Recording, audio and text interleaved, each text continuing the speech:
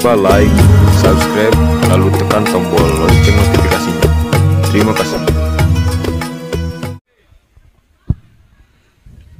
Assalamualaikum warahmatullahi wabarakatuh.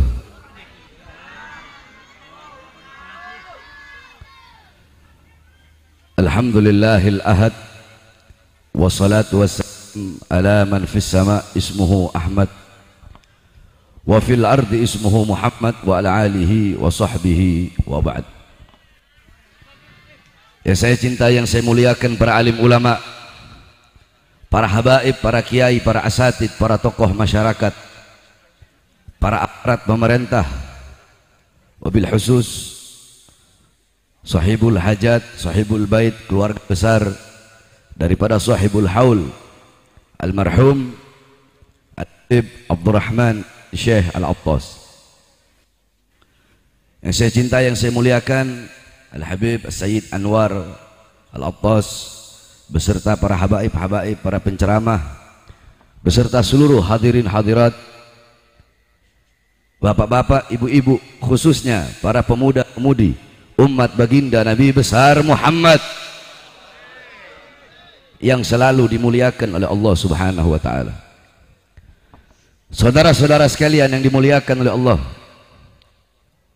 kita duduk di ini majelis pertama dalam rangka haul daripada Al-Habib Abdurrahman ibn Syekh Al-Attas, Habib Abdurrahman bin Talib Al-Attas. Saudara-saudara, haul itu punya tiga makna. Haul punya tiga pengertian. Haul yang pertama artinya, maknanya adalah sekeliling. Alladzi barakna haulahu, yang kami berkahi sekelilingnya, yang kami berkahi sekitarnya. Haul yang kedua maknanya, pengertiannya, artinya adalah daya, upaya, kekuatan. La haula wala, tidak ada daya, tidak ada upaya, tidak ada kekuatan. Nah, haul yang ketiga maknanya, artinya adalah 1 tahun. Setiap perputaran waktu 1 tahun itu namanya haul. Nah, adapun haul yang kita kenal adalah setiap peringatan 1 tahun mengenang daripada orang-orang soleh. Di dalam peringatan haul tersebut dibacakan manakib, kisah hidup daripada sahibul haul, bagaimana keilmuannya, bagaimana ibadahnya, sehingga kita bisa menjadikan sahibul haul sebagai uswah kita, sebagai gutwah kita, teladan kita, pedoman kita dalam kehidupan sehari-hari. Banyak sekali acara haul.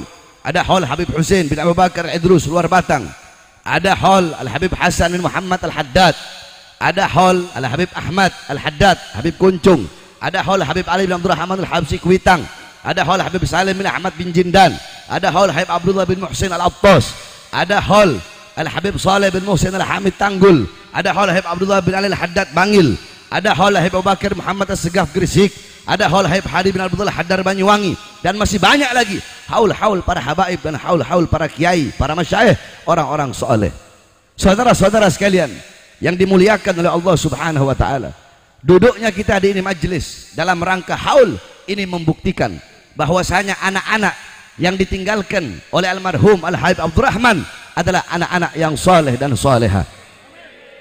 Karena anak-anaknya mengundang kita semua duduk di majelis untuk melaksanakan haul, untuk merayakan haul daripada abahnya, walidnya, yaitu Habib Abdurrahman, sehingga kita duduk di majelis, kita membacakan Yasin, membacakan ayat-ayat Al-Quran, membacakan zikir, tahlil, tahmid, tasbih, takbir, tamjid, salawat, yang itu semua kita hadiahkan kepada beliau yang telah meninggal dunia, sebagaimana yang Rasulullah sabdakan, idza mata ibnu Adam in qata amaluhu ila min thalathah, sadaqah jariyah, al ilmu yantafa'u bih, wa waladun salih yad'u lah.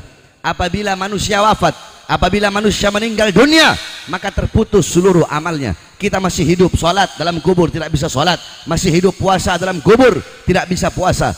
Akan tetapi jikalau selama kita masih hidup meninggalkan 3 perkara ini, maka walaupun kita telah meninggal dunia, amal pahalanya akan mengalir sampai datangnya hari kiamat. Yang pertama, sedekah jariyah, mengeluarkan harta kita di jalan Allah Subhanahu wa taala, untuk masjid, untuk musalla, untuk madrasah, untuk perkara-perkara hal-hal yang bermanfaat bagi umat, maka selama harta tersebut bermanfaat, selama itu pahalanya mengalir bagi kita sampai datangnya hari kiamat. Dua, ilmu yang taf'ubih, ilmu yang bermanfaat, yaitu beliau-beliau para ulama, para orang-orang soleh, yang dimana beliau-beliau memberikan ilmu yang bermanfaat bagi kita semua. Selama ilmunya bermanfaat, yang akan mengalir kepada beliau-beliau sampai datangnya hari kiamat. Nah, duduknya kita di sini ini adalah membuktikan perkara yang ketiga, yaitu anak soleh yang mendoakan kedua orang tuanya. Saudara-saudara, tidak ada yang bisa menyelamatkan seseorang dalam kubur melainkan daripada perkara-perkara yang disebutkan oleh baginda Nabi besar Muhammad. Salah satunya adalah doa seorang anak kepada kedua orang tuanya, kepada kedua orang tua, berbakti kepada seorang bapak, berbakti kepada seorang ibu. Bukan hanya semasa hidup saja kewajiban kita untuk berbakti, tetapi walau telah meninggal dunia, bapak kita telah meninggal, ibu kita telah meninggal, tetapi kewajiban kita untuk berbakti masih terus berlangsung walaupun telah meninggal dunia. Bagaimana caranya? Caranya dengan mengirimkan doa bagi kedua orang tua kita yang telah meninggal dunia. Saudara-saudara, Nabi Muhammad SAW beliau bersabda, yakni man qara'a Yasin, barang siapa yang membaca Yasin, maka akan Allah hadiahkan baginya kelak di akhirat, di sorga, sebuah istana yang temboknya terbuat dari emas putih, tanahnya terbuat dari kasuri, tanahnya terbuat dari kasturi. Istana tersebut memiliki 99 kamar, di setiap satu kamar 99 ranjang, di setiap satu ranjang 99 kasur, di setiap satu kasur 99 bantal, di setiap bantal 99.000 bidadari. Ketika kita membacakan Yasin, mengirimkan Yasin, kita niatkan untuk orang tua kita yang telah meninggal dunia, maka itulah yang Allah hadiahkan bagi keluarga kita, orang tua kita yang telah meninggal dunia. Kita membacakan tahlil, membaca la ilaha illallah. Dalam hadis qudsi Allah berfirman, la ilaha illallah hisni, la ilaha illallah adalah benteng pertahananku. Maka barang siapa yang membaca la ilaha illallah, maka dia telah masuk ke dalam benteng pertahananku. Barang siapa yang masuk ke dalam benteng pertahananku, maka dia akan aman dari azab dan siksaku. Kita membaca la ilaha illallah untuk sahibul haul, untuk almarhum, maka beliau akan aman dari azab dan siksa Allah subhanahu wa ta'ala. Kita membacakan salawat yang kita hadiahkan pahalanya untuk beliau. Qala Rasul, man shalla alayya salatan wahidah sallallahu alaihi asyra. Barang siapa yang bersolawat kepada aku satu kali, maka Allah bersolawat kepadanya 10 kali. Di atas kuburnya Nabi Muhammad, Allah menciptakan satu malaikat yang tugasnya membawakan setiap orang yang membacakan solawat kepada baginda Nabi besar Muhammad SAW. Setiap ada yang bersolawat, malaikat itu berkata kepada Rasulullah dalam kuburnya, ya Rasulullah, fulan bin fulan bersolawat kepadamu. Ya Rasulullah, fulanah binti fulan bersolawat kepadamu. Apa kata Rasulullah? Bawa solawat dia menghadap Allah subhanahu wa ta'ala. Dibawa engkau punya solawat menghadap Allah subhanahu wa ta'ala.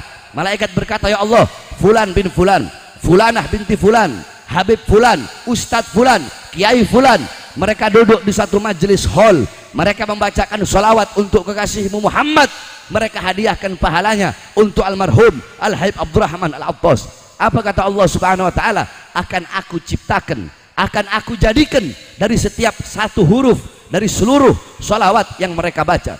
Contoh kita bersolawat, ya Rabbi salli ala Muhammad, ya Rabbi salli alaihi wasallam. Ya Rabbi, ya satu huruf, alif satu huruf, ro satu huruf, ba satu huruf, ya satu huruf. Ya Rabbi 5 huruf.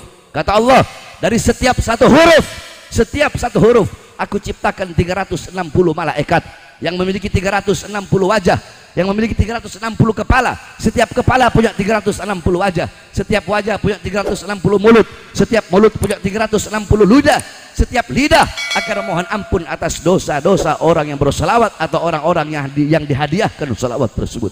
Inilah yang berlaku malam hari ini. Kita duduk membaca Yasin, ayat-ayat Quran, zikir, tahlil, tahmid, tasbih, takbir, dan tanjid atas undangan sahibul bait untuk mendoakan kedua orang tuanya yang telah meninggal dunia. Ini bukti anak-anak yang ditinggalkan adalah anak-anak yang soleh dan soleha. Yang kedua, kita duduk di ini majlis untuk merayakan maulid daripada baginda Nabi besar Muhammad sallallahu alaihi wasallam. Dalam kitab Khawashi Syarwani ala Tuhfatil Muhtaj, kitab Khawashi Syarwani adalah karangan Imam Asy-Syarwani. Kitab tersebut adalah hasyiah daripada kitab Tuhfatul Muhtaj Al-Imam Ibnu Hajar Al-Haytami. Kitab Tuhfatul Muhtaj adalah syarah yang dikarang oleh Imam Ibnu Hajar Al-Haytami, syarah daripada kitab Minhaj yang dikarang oleh Imam An-Nawawi. Qala muallif, inna afdhalal layali huwa lailatul maulidis syarif, thumma lailatul qadar, thumma lailatul jum'ah. Beliau Al-Imam Asy-Syarwani radhiyallahu an, beliau berkata sesungguhnya malam yang paling utama, malam yang paling mulia, malam yang paling agung adalah malam kelahiran baginda Nabi besar Muhammad. Setelah malam kelahiran Nabi baru malam Lailatul Qadar. Setelah malam Lailatul Qadar baru malam Jum'ah. Saudara-saudara, pertanyaannya, kenapa malam Maulid lebih utama, lebih mulia, lebih agung dan lebih luhur daripada Lailatul Qadar? Padahal Lailatul Qadar adalah malam turunnya malaikat, malam yang lebih utama daripada 1000 bulan, malam turunnya Al-Qur'an. Tapi kenapa malam Maulid lebih utama, lebih mulia dan lebih unggul daripada Lailatul Qadar? Al-Imam Al-Qastalani radhiyallahu anhu, beliau menjawab dalam kitabnya bahwasanya malam Maulid lebih utama daripada Lailatul Qadar karena 3 sebab. Karena 3 perkara, saudara-saudara. Yang pertama, Lailatul Qadar adalah malam adanya malaikat di muka bumi, malam turunnya malaikat, malam turunnya Jibril di muka buminya Allah Subhanahu wa taala. Malam adanya para malaikat itu adalah Lailatul Qadar. Sedangkan malam Maulid adalah malam adanya Nabi Muhammad di muka bumi. Maka adanya Nabi Muhammad sudah tentu lebih mulia dan lebih agung daripada adanya para malaikat di muka bumi ya Allah. Yang kedua, saudara-saudara, malam Lailatul Qadar itu rahmat Allah, yang merupakan rahmat Allah hanya untuk umat Nabi Muhammad. Lailatul Qadar bukan untuk umat-umat yang lain. Akan tetapi lahirnya Nabi Muhammad, adanya Nabi Muhammad itu rahmat Allah, bukan hanya untuk umat Nabi Muhammad saja, akan tetapi untuk seluruh umat. Bukan hanya untuk sesama manusia saja, akan tetapi untuk seluruh makhluk. Sebagaimana dalam Al-Quran Allah berfirman, wa ma arsalnaka illa rahmatal lil alamin. Tidak aku utus engkau wahai Muhammad kecuali engkau rahmat bagi seluruh alam semesta. Lailatul Qadar rahmat Allah hanya untuk umat Nabi Muhammad, sedangkan lahirnya Nabi, maulidnya Nabi itu rahmat Allah bagi seluruh alam semesta. Yang ketiga, Lailatul Qadar itu adalah anugerah yang Allah berikan kepada sosok Nabi Muhammad SAW. Sedangkan malam maulid adalah malam lahirnya sosok yang diberikan anugerah tersebut. Berarti kalau bukan karena maulidnya Nabi, tidak akan pernah ada yang namanya Lailatul Qadar, saudara-saudara. Bahkan kalau bukan karena maulidnya Nabi, tidak akan ada hari-hari yang mulia dalam Islam.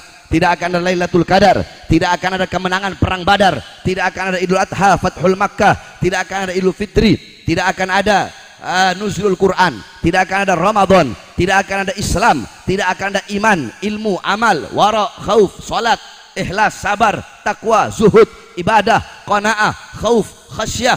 Tidak akan ada itu semua kalau bukan diawali daripada lahirnya cahaya alam semesta, makhluk yang paling mulia, khairu khalqillah wa khairul wafa wa bahrus safa, Muhammad ibn Abdullah Rasulullah sallallahu alaihi wasallam. Oleh karenanya, saudara-saudara, kita duduk pada malam hari ini untuk bersyukur kepada Allah atas lahirnya Nabi Muhammad, atas adanya Nabi Muhammad. Siapa yang memerintahkan bersyukur? Yang memerintahkan bersyukur, yang memerintahkan berbahagia, yang memerintahkan bergembira dengan adanya Nabi, yang memerintahkan bukan para ustadz, bukan para kiai, bukan para habaib, bukan para ulama, bukan asrafun sholihin, bukan aimatul arba'ah, bukan pula para tabi'in, bukan para tabi'in, bukan para sahabat, bukan Nabi Muhammad, bukan juga malaikat, tetapi yang memerintahkan bergembira dengan adanya Nabi adalah Allah Subhanahu wa taala. Apa buktinya? Apa dalilnya? Dalam Al-Qur'an Allah Subhanahu wa taala berfirman, "Qul bifadlillah wa birahmati fabidzalika falyafrahu." Katakanlah dengan karunia Allah dan dengan rahmat Allah, maka dengan karunia dan rahmat tersebut hendaklah mereka bergembira. Apa karunia Allah?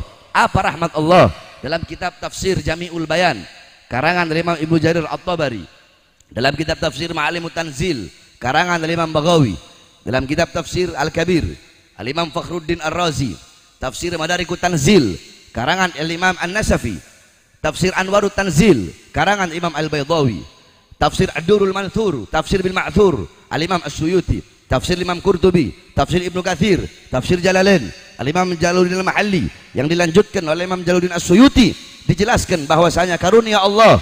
Ada para mufassir yang berkata iman, ada yang berkata Islam, ada yang berkata ilmu, ada juga yang berkata akal. Sedangkan rahmat Allah, sebagaimana dalam tafsir bil Ma'thur, tafsir ada tiga metode tafsir: tafsir bil Ma'thur, tafsir bil Ra'yi, dan tafsir bil Dirayah. Tafsir bil Ma'thur adalah menafsirkan suatu ayat Al-Quran dengan ayat yang lainnya. Nah, dalam ayat yang lain Allah berfirman, wa ma arsalnaka illa rahmatan lil alamin.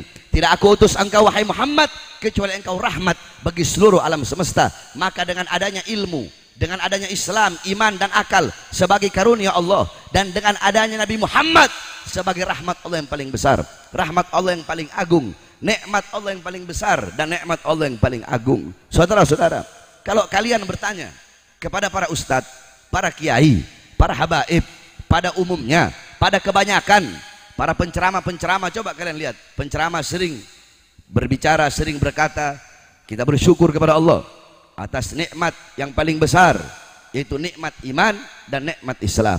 Itu banyak penceramah bilang seperti itu, dan itu betul, saudara-saudara. Tapi kalau kalian bertanya kepada Bahar bin Smith, apa nikmat Allah yang paling besar, Bahar bin Smith tidak akan menjawab iman, tidak akan menjawab Islam. Tapi nikmat yang paling besar dari Allah bagi kita adalah baginda Nabi besar Muhammad. Sebab kalau tidak ada Nabi Muhammad, tidak akan ada iman dan tidak akan ada Islam, saudara-saudara. Nah, Allah yang memerintahkan dengan adanya karunia dan dengan adanya rahmat Allah, falyafrahu, hendaklah kita semua bergembira dengan adanya anugerah Allah, karunia Allah, dan dengan adanya rahmat Allah subhanahu wa ta'ala. Oleh karenanya, duduk di ini majelis maulid, kalian pulang dari ini majelis, jadikan Nabi Muhammad sebagai teladan kalian, uswah kalian, qudwah kalian. Hidupkan rumah tangga kalian dengan baginda Nabi, dengan pendidikan Nabi Muhammad, dengan ajaran Nabi Muhammad, dengan sunnah-sunnah Nabi Muhammad SAW. Jadilah kalian anak-anak muda yang meneruskan perjuangan Nabi Muhammad, anak-anak muda yang selalu mengibarkan panji-panji Nabi Muhammad SAW, anak-anak muda yang dimana budayanya, gaya hidupnya mengikuti daripada baginda Nabi besar Muhammad SAW. Sebab banyak daripada anak-anak muda kita zaman sekarang yang mereka ikuti orang-orang barat, yang mereka ikuti orang-orang kafir, gaya hidup mereka, pola pikir mereka, yang mereka jadikan teladannya, pedomannya bukan Nabi Muhammad, tetapi orang-orang kafir, tetapi musuh-musuh Allah, musuh-musuh Rasulullah, orang-orang barat yang anak-anak muda kita jadikan sebagai teladan, sebagai pedoman. Oleh karenanya, anak-anak muda yang ada di sini pulang dari ini majelis, hidupkan rumah tangga kalian, hidupkan kampung kalian dengan ajaran baginda Nabi besar Muhammad. Tidak ada pendidikan yang lebih mulia, tidak ada pendidikan yang lebih agung selain daripada pendidikan daripada baginda Nabi besar Muhammad sallallahu alaihi wasallam. Selalu sampaikan kebenaran, selalu tegakkan keadilan, lawan kezaliman, lawan kemungkaran, lawan kemaksiatan. Jangan pernah engkau tunduk kepada kezaliman, laumatal laim, walaupun seluruh dunia harus membencimu, mencacimu, memakimu, menghinamu, sekalipun lidahmu harus dipotong. Sampaikan kebenaran, karena kebenaran milik Allah, dan Allah pasti akan memenangkan sesuatu yang menjadi miliknya. Saudara-saudara sekalian yang dimuliakan oleh Allah, mudah-mudahan kita keluar dari ini majelis, Allah ampuni seluruh dosa-dosa kita, dosa-dosa yang telah lalu, dosa-dosa yang akan datang, dosa-dosa yang tampak, dosa-dosa yang tidak tampak, yang besar, yang kecil, yang tersembunyi. Mudah-mudahan Allah subhanahu wa ta'ala ampuni semuanya berkat acara maulid dan acara hall ini. Kita doakan juga mudah-mudahan Al-Habib Anwar, As-Sayyid Anwar, mudah-mudahan Allah subhanahu wa ta'ala permudah urusan dunia akhiratnya, Allah panjangkan umurnya, Allah subhanahu wa ta'ala jadikan hamba yang soleh, yang alim, yang abid, yang zahid, yang wari', yang mengikuti baginda Nabi besar Muhammad sallallahu alaihi wasallam. Para guru-guru kita doakan, para habaib, para kiai, para masyayikh, para asatid, mudah-mudahan Allah panjangkan umur-umur beliau, Allah sehatkan jasmani dan ruhani beliau, Allah perkuat langkahan kaki beliau di dalam berdakwah di jalan Allah dan menuntun kita semua menuju ridhonya Allah subhanahu wa ta'ala. Saudara-saudara, ini saja yang dapat saya sampaikan, insyaallah mudah-mudahan bermanfaat. Wal afu minkum, wassalamualaikum warahmatullahi wabarakatuh.